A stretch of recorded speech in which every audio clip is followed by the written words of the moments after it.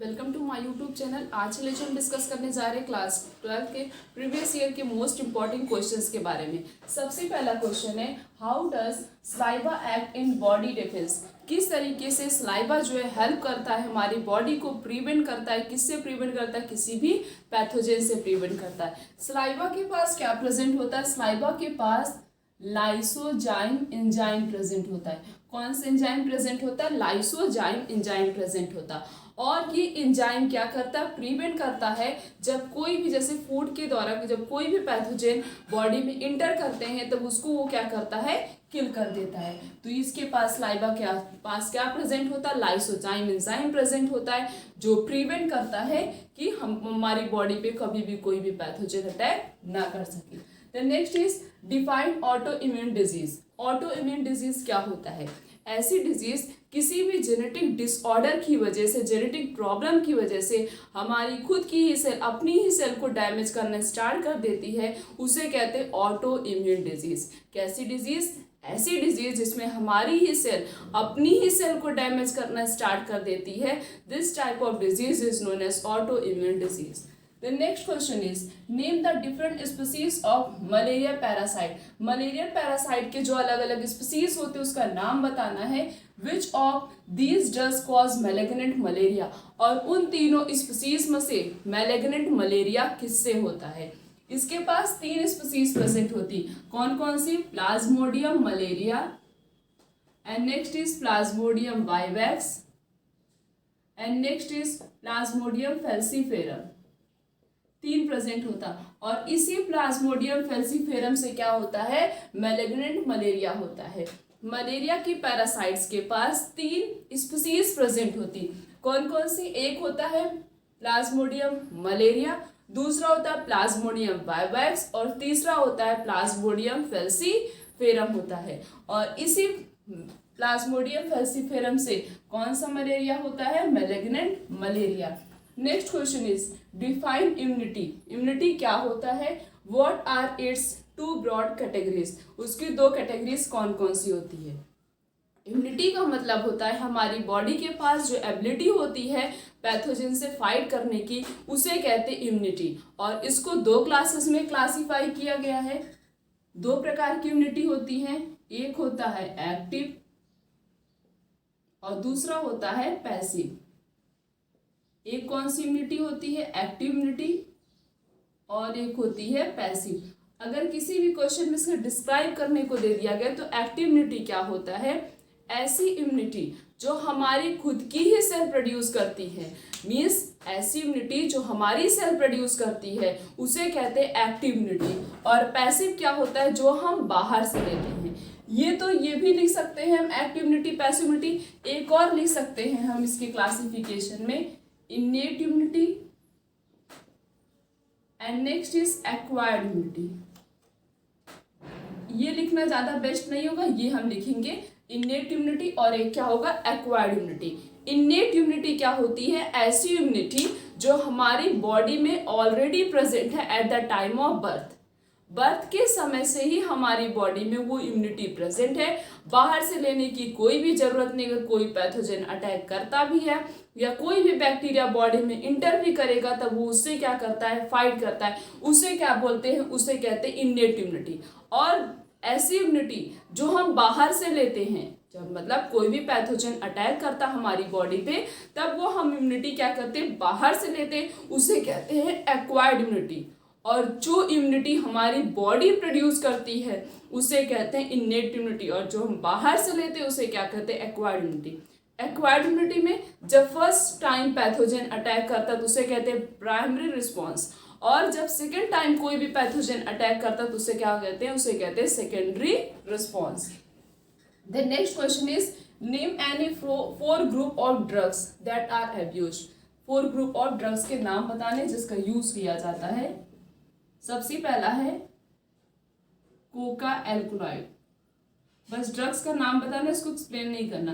Coca alkaloid. और एक क्या हो गया? इसी कोका एल्कोलाइड को क्या बोलते हैं? कोकाइन बोलते हैं। और एक क्या हो गया? ओपोइड। और तीसरा हो गया कैनाबिनॉइड। क्या क्या हो गया, ओपॉइड हो गया, कोका एल्कलॉइड हो गया, या उसे हम कोकाइन भी बोलते हैं, और एक क्या हो गया, कैनाबिनॉइड हो गया, और एक होता है टोबैको। ये सब क्या हो गया, ड्रग्स की कैटेगरीज हो गई जिसका यूज किया जाता है, अब्यूज किया जाता है। What is a tumour? Tumour क्या होता है? मेंशन इट्स टू टाइप, दो प्रकार के ट्यूमर होते। ट्यूमर क्या होता है? ट्यूमर का मतलब होता है मासेस ऑफ सेल। ट्यूमर का क्या मतलब होता है? मासेस ऑफ सेल मीन्स जब कैंसीरियस सेल कंटिन्यूअस डिवाइड करती हैं और कैंसीरियस सेल नॉर्मल सेल को भी अपने कांटेक्ट में लेके आती हैं और उसमें भी डिवीजन प्रॉपर्टी शो करती हैं। मीन्स नॉर्मल सेल भी डिवाइड कर रही है in the contact of cancerous cell. Cancerous cell के कांटेक्ट में आने से नॉर्मल सेल के अंदर भी डिवीजन हो रहा है। तब क्या होगा, कंटिन्यूअस जब उसके अंदर डिवीजन होगा तो वो मासेस ऑफ सेल का फॉर्मेशन कर लेती और उसी मासेस ऑफ सेल को क्या बोला जाता है, ट्यूमर बोलते। ट्यूमर टू टाइप्स होते हैं, कौन कौन सा? एक होता है बिनाइन ट्यूमर और दूसरा होता है मैलिग्नेंट ट्यूमर। एक क्या होता है, बिनाइन ट्यूमर, दूसरा क्या होता है, मैलिग्नेंट ट्यूमर होता है। Next question is discuss the different barrier of our innate immunity. Innate immunity में जो अलग अलग प्रकार के बैरियर प्रेजेंट होते हैं उसके बारे में डिस्कस करना है। इन्नेट इम्यूनिटी अगर हम उसकी बात करें तो इन्नेट इम्यूनिटी क्या होती है, ऐसी इम्यूनिटी जो हमारी बॉडी प्रोड्यूस करती है या ऐसी इम्यूनिटी जो ऑलरेडी बर्थ के समय से ही हमारी बॉडी में प्रेजेंट होता है उसे कहते हैं इन्नेट इम्यूनिटी। इन्नेट इम्यूनिटी में चार बैरियर आते हैं, कौन कौन से होते हैं? एक होता है फिजिकल, दूसरा होता है फिजियोलॉजिकल, और तीसरा होता है सेलुलर, और चौथा होता है साइटोकाइनेटिक। ये चार बैरियर प्रेजेंट होते हैं किसके अंदर, इन्नेट इम्यूनिटी। और इन्नेट इम्यूनिटी क्या होती है, ऐसी इम्यूनिटी जो ऑलरेडी प्रेजेंट होती है at the time of birth in our body.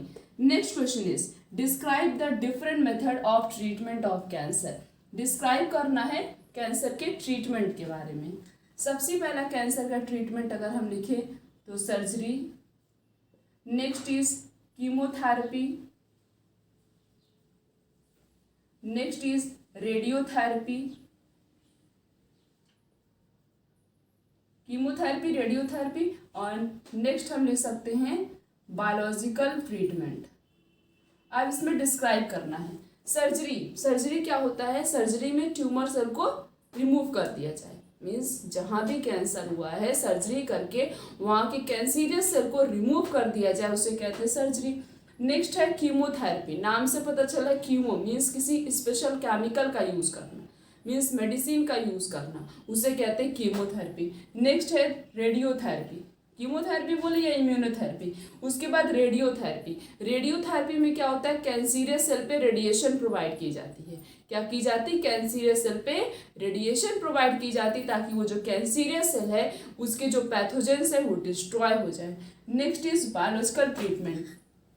Biological treatment आता है, इसमें आता है अल्फा इंटरफेरॉन, और अल्फा इंटरफेरॉन का यूज किया जाता है ट्यूमर की सेल को डिस्ट्रॉय करने के लिए।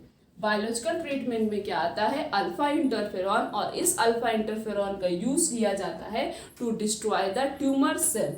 क्या क्या हो गया treatment, surgery, chemotherapy, radiotherapy, and next is biological treatment. Biological treatment में क्या आएगा, अल्फा इंटरफेरॉन, और इसी अल्फा इंटरफेरॉन का यूज किया जाता है to destroy the tumour cell. हम next question is what are fermenters. इसमें ये पूछा गया कि फर्मेंटर्स क्या होते हैं। फर्मेंटर्स का मतलब होता है जब सब्सटेंस को, किसी भी सब्सटेंस को इंडस्ट्री में लार्ज स्केल में उसकी ग्रोथ कराई जाती है उसे कहते हैं फर्मेंटर। फर्मेंटर क्या होता है, सब्सटेंस की ग्रोथ कराना, कहाँ पे, इंडस्ट्री में, और एक लार्ज वेसल्स में, उसे कहते हैं fermenters. Next question is who discovered the first antibiotic, name the antibiotic. पहली एंटीबायोटिक की डिस्कवरी किसने की थी और उस एंटीबायोटिक का नाम बताना है। सबसे पहले किसने की थी, अलेक्जेंडर फ्लेमिंग ने की थी। किसने की थी, अलेक्जेंडर फ्लेमिंग ने की थी, और उस एंटीबायोटिक का नाम है पेनिसिलिन। क्या है, पेनिसिलिन। किसकी डिस्कवरी की थी, अलेक्जेंडर फ्लेमिंग ने पेनिसिलिन की डिस्कवरी की थी। Next question is define biotechnology. Biotechnology का क्या मतलब होता है? बायो, अगर इसको हम 2 पार्ट में डिवाइड करें तो बायो का मतलब बायोलॉजिकल, टेक्नोलॉजी का मतलब होता है जो अलग अलग टेक्निक्स लाई गई हैं। तो ह्यूमन बीइंग की मीन्स जितने भी ऑर्गेनिज्म इस अर्थ पे सरवाइव करते हैं उनकी लाइफस्टाइल को इजी बनाने के लिए कुछ ऐसी टेक्निक्स बनाई गई थी, कुछ ऐसे सब्सटेंस बनाए गए थे जो बहुत ही ज़्यादा यूजफुल होते हैं किसके लिए? ह्यूमन बीइंग के लिए। उसे कहते हैं biotechnology.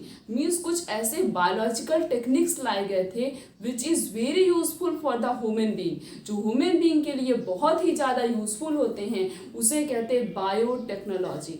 The next question is define gene cloning. Gene cloning क्या होता है?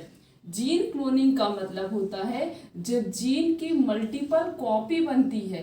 क्या होना? जीन की कॉपी बनना, उसे कहते हैं जीन क्लोनिंग। जब जीन मतलब जब रिप्लिकेशन होता है या जब डिवीज़न होता है तब वही जो जीन की एक से ज़्यादा कॉपी बनती है उसे कहते हैं gene cloning. Next is define gene therapy. Gene therapy क्या होता है? जीन थेरेपी में क्या किया जाता है, जैसे बॉडी के अंदर कोई भी जीन या तो डिफेक्टिव है या एब्सेंट है, नहीं प्रेजेंट है, उसी जीन को बॉडी के अंदर इंजेक्ट कराना उसे कहते हैं जीन थेरेपी। जीन थेरेपी क्या होता है?